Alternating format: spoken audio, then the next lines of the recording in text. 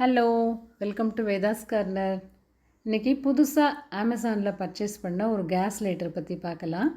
200 ரூபீஸ்னு வாங்கினது. ரொம்ப டிஃப்ரெண்ட்டாக இருந்தது. இப்போ கேஸ் ஸ்டவ் மாற்றியாச்சு.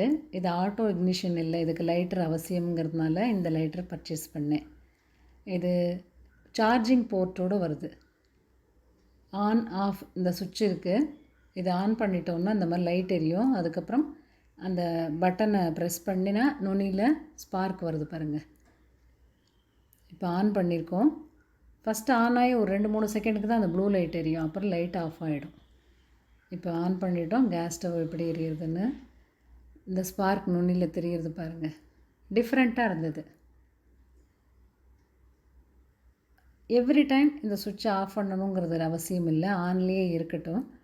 அந்த பட்டனை மட்டும் ப்ரெஸ் பண்ணி நம்ம கேஸ் ஸ்டவ் ஆன் ஆஃப் பண்ணிக்கலாம். இப்போ 3 லைட் தான் எரியுது. ஃபுல்லாக சார்ஜ் இருந்தால் 4 லைட் எரியும்.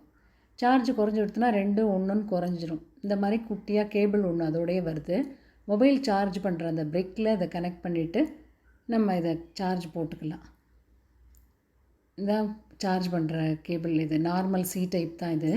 இது குத்து விளக்கும் இதில் அழகாக ஏற்ற முடியுது. பஞ்சு திரியோ நூல் திரியோ இந்த ஸ்பார்க் லைட்டை வச்சுன்னு எவ்வளோ அழகாக எரியுது பாருங்கள்.